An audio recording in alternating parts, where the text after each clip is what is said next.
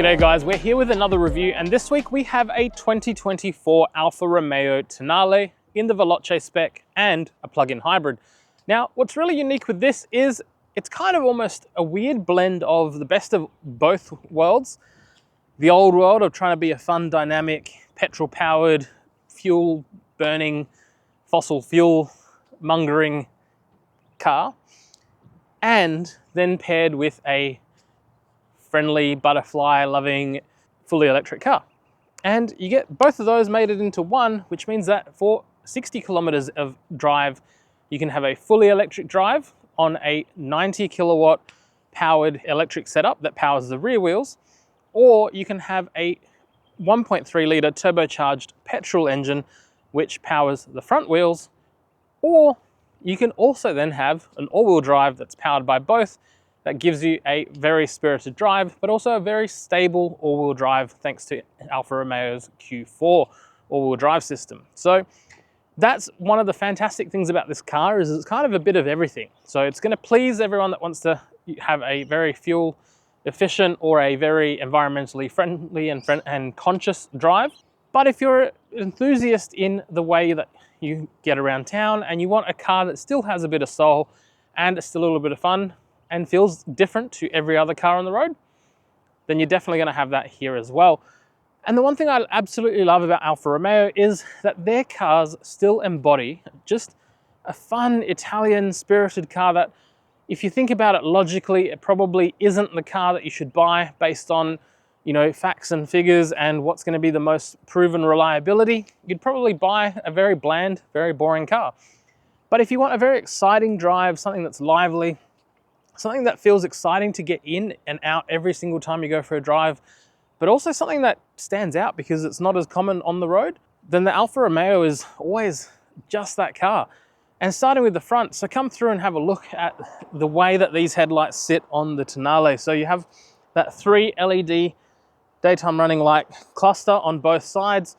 It has the nice Alfa badge in the front, which is just iconic to the Alfa brand in general. So if you've watched my reviews on the Giulia, the Giulietta, they all have that classic nice Alfa front. Now this does have a few more family friendly features. So you do have a 360-degree camera, giving you a camera at the front as well. You do have front parking sensors, you have rear parking sensors. So you have some of that modernization and blending into the current ecosystem when it comes to family SUVs, while still being fun, exciting, and molto bene. So, another couple of things with the Alfa Romeo. As a family SUV, it's actually not that far in price with a similar spec Mitsubishi Outlander in the plug-in hybrid either. So if you wanted something a little bit different, you don't want to feel like an Uber driver, and you want something that's got a little bit of Italian flair, this could be for you. The Veloce in Australia is fitted with 19-inch alloy wheels, which are very, very lovely, and the round circular pattern that we've become accustomed to on the Veloce specs. There is a 20-inch alloy wheel that is optional as well, so that can be optioned up. You have the red Brembo brakes as well as part of this pack. And on the back, you will have somewhere where you can chuck fuel in on the right-hand side, or on the left-hand side in the exact same position. You're gonna be able to charge your car and plug it in so that you can get that 60 kilometers of range every single day. Now, moving along the side, this has had some black outs on the badging. You have the Italian flag just there in the mirrors. You have the 360-degree side cameras on both sides. And you have these normal handles that operate exactly how you'd expect them to. Push that to get in and out without having to pull your keys out of your pocket, so it makes it super convenient. And overall, just a really stylish car. Moving to the back, you'll get that 3-ringed daytime running light design that carries across and just flows super nice and gives it a gorgeous look. And in every part, the car, it plays exactly what it should be. It's an exciting, stylish, well-designed car that will fit right in with your family. Now, if you're a family and you want plenty of space in the back, this might not be the best car. It's not bad for its class and the segment that it competes in, but if you are expecting very large SUV style sizing, you probably want to have a look at something a little bit bigger. But if you are after something that will fit a modest sized pram or stroller, maybe some shopping, some groceries, or some Christmas presents, or maybe some Halloween decorations, seeing as Halloween is coming up, then this could be the right car for you. Underneath here, you will have a little bit of storage for your charging apparatus and any other of the tire inflation kit pieces and components, plus a little bit of additional space there if you do have another maybe charging cable that you prefer to use, or another portable charger that you use as well as that charging cable, or a first aid kit. Whatever you have, you'll have a little bit of space there. Not a great deal. One of the things you would have noticed is that Alfa has designed this really cool little lip that holds that shelf when it goes up, and you push it down just to release it. So these are just soft triggers. So if you do need to get something out, you're not going to have to remove that thing completely or have someone hold it while you get everything out. And then to get it down, you just tap it down. So it's actually a really well-designed little section there, and I actually quite like it. This rear parcel shelf is removable, so if you do need to load something that's a bit oversized and will require those back seats to drop down to get a bit more space, you can do that as well. If you're a parent, you will have top tether points directly behind the back seats so that you're not going to lose out on any boot space in the third row. Sorry, in the boot area, there's no third row. The other couple of cool things, you got some shopping bag hooks on both sides, and you also have a 12-volt outlet, which allows you to charge whatever you need to charge on the go, making it super, super simple. Now, stay there, and I'll show you how much space you actually get as you open these back seats. This much. That's how much space you will have in the back, giving you enough reasonable oversized spacing if you need to carry anything that requires just that little bit more space and still look good while you're carrying it. Tailgate is fully electronic, so it will go up and down automatically. You can program it to stop at different heights so that it goes the whole way up or the whole way down to meet whatever you need it to meet. And let's have a look inside at what you get as a driver.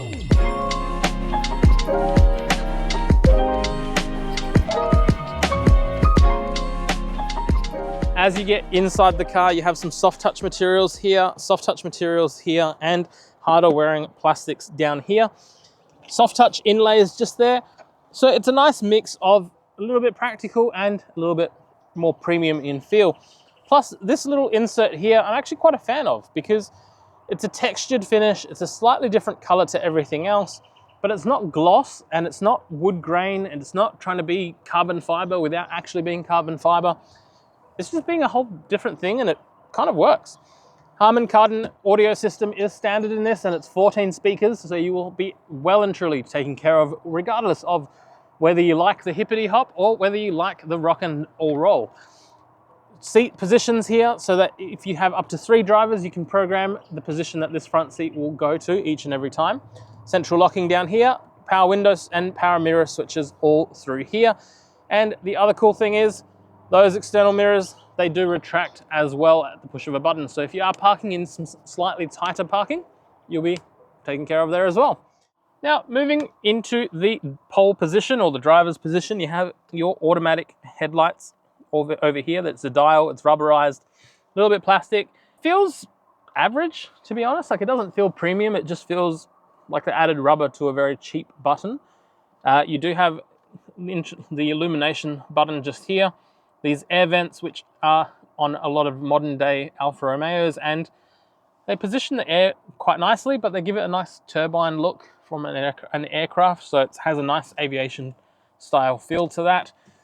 The dash, soft and spongy, but the texture I don't know about. Like, it doesn't feel premium. It doesn't feel like the door feels like it's a nicer car.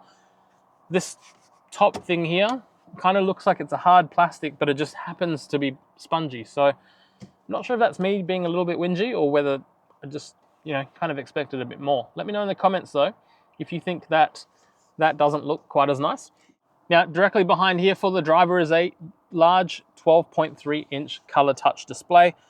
Now, I would show you what that looks like, but I have to use a bit of B-roll magic for that because the car actually just beeps. And it's actually to let you know that because the door's open and the car was turned on, it will just keep beeping so that you don't accidentally walk away and leave the car turned on. And I actually don't like it, but I don't mind it, because I think that's actually a smart idea, and not all electrics or hybrids actually do that. Some of them let you walk away and come back several hours later to realize that you never turned the car off. Not that that's happened to me recently. Steering wheel, height and reach adjustable. Makes it a very great way to get it nice and comfortable for you. Flappy paddle gear shifters directly behind the steering wheel, and they move independent of the actual steering wheel. So the steering wheel moves, these remain fixed. They feel quite nice and quite premium. Being an Italian car, wipers on the right-hand side, indicators on the left-hand side. So that's something that you may need to get accustomed to if you aren't used to European cars. And you've got some nice kind of soft touch material here that's leather look and makes the center look premium.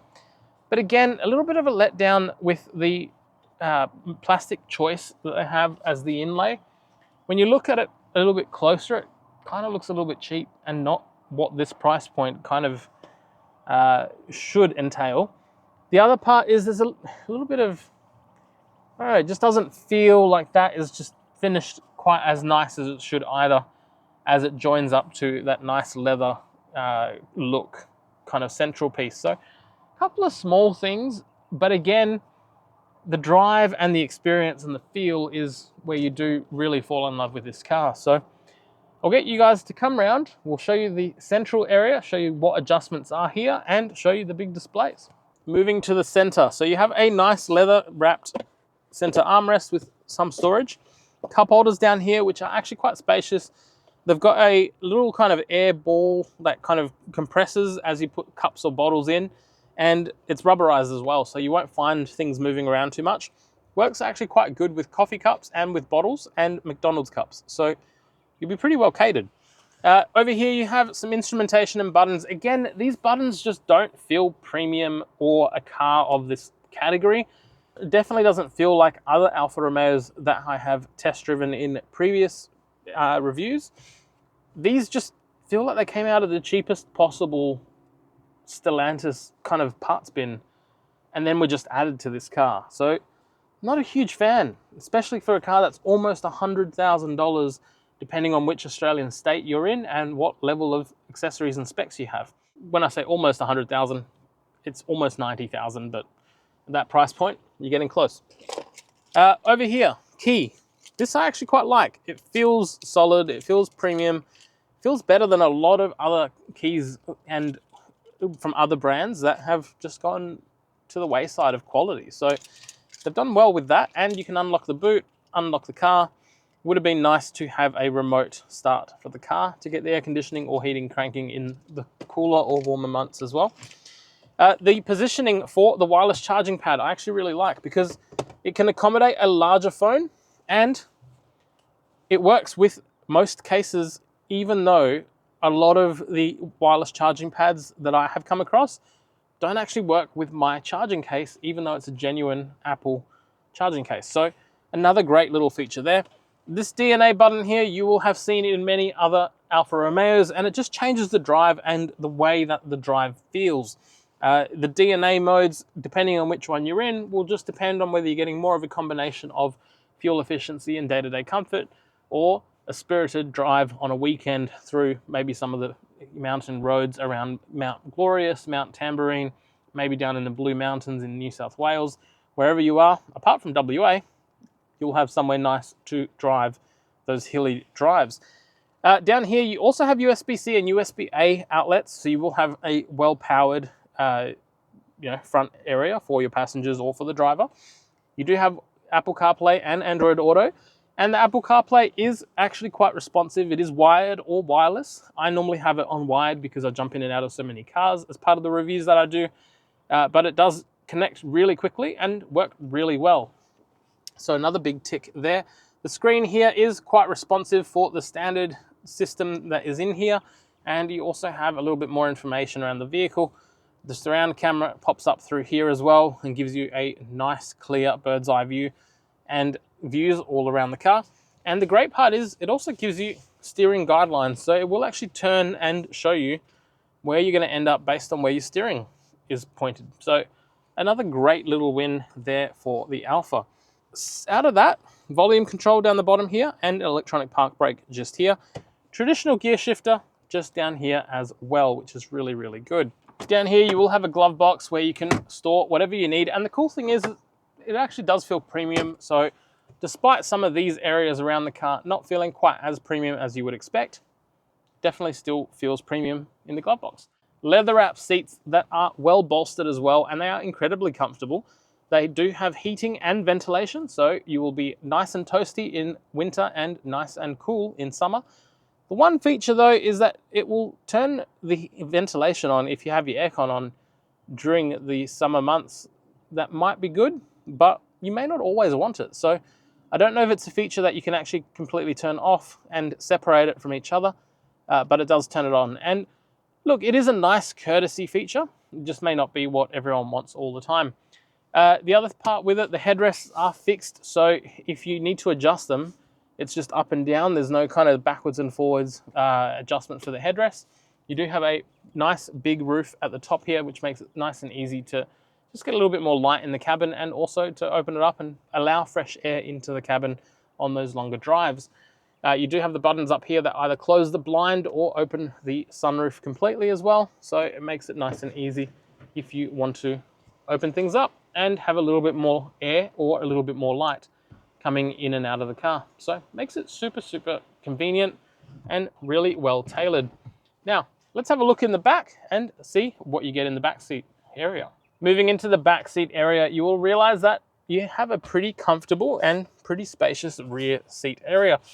Now, it's a little bit odd because you do sit a little bit higher than the front seats, and the seats themselves feel a little bit flat, which I'm not a fan of flat feeling seats because over time on longer drives, that does become a little bit less comfortable, but I can't fault it for how I actually feel with my knees and my leg space. It's actually pretty impressive. The front seat is in the position that I would drive in, so I find there's still a decent amount of room. You have your aircon vents just here for the backseat passengers, plus a USB-C and a USB-A charging output, and they are fast chargers. Some map lights at the top here, and your armrest with cup holders just through here. And because it is a European car, we also have a ski port that allows you to put longer items straight through the center as a ski port.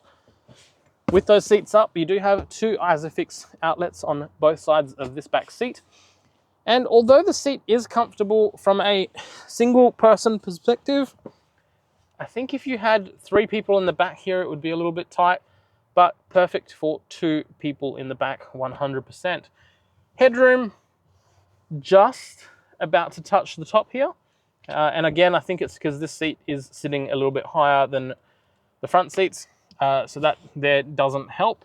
And the back seats, as we mentioned earlier, do fold down to give you a flat fold. So let me know in the comment section what you think of the Alfa Romeo Tonale in the plug-in hybrid. Would you buy one, or would you opt for the standard hybrid version, which is a little bit cheaper? Or would you just give it a miss altogether?